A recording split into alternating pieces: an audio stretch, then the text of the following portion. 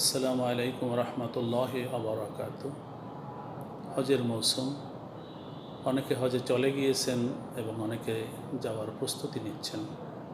আল্লাহ পাক রব্বুল আলামিন সকল হজযাত্রীকে পৃথিবীর বিভিন্ন প্রান্ত থেকে যারা যেখানে যাচ্ছেন হজের এই পবিত্র সফরে সকলকে নিরাপদে পৌঁছে দিন এবং সুস্থ রাখুন এবং সুস্থতার সঙ্গে হজের সকল আহকাম আরকান সুসম্পন্ন করে মকবুল হজ লাভ করে আল্লাহ পাক আবার পুনরায় নিজ নিজ গন্তব্যে ফিরে আসার তৌফিক দিন।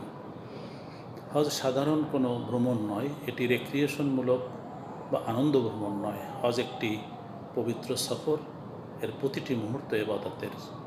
এই সফর ইবাদতের সফর, প্রতিটি মুহূর্ত, প্রতিটি ক্ষণ, প্রতিটি সময়, প্রতিটি কাজ যেটি হজ কেন্দ্রিক করা হয় সবই ইবাদতের। তো সেজন্য একজন হাজিকে অত্যন্ত সুস্থতার সঙ্গে, আন্তরিকতার সাথে এবং অত্যন্ত ঈমান উজ্জীবিত হয়ে এই হজের সফর, হজের কার্যাবলী সুসম্পন্ন করা জরুরি। এখানে একটু কষ্ট আছে। তাওয়াফ করবার জন্য বেশ পথ হাঁটতে হয়, সাই করার জন্য হাঁটতে হয়, আরাফাতে, মুজদালেফায়, মিনায় শারীরিক কষ্ট আছে। সেজন্য সুস্থ থাকা হজের সফরে খুবই জরুরি।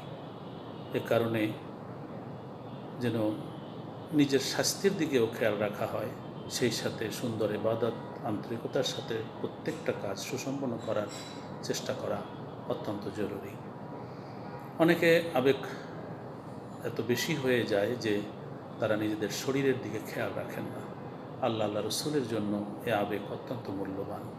কিন্তু আপনি গিয়েছেন হজের সফরে, এখানে হজের যে ফরজগুলো, ওয়াজিবাতগুলো এবং অন্যান্য আহকামগুলো সেগুলো সুসম্পন্ন করা জরুরি।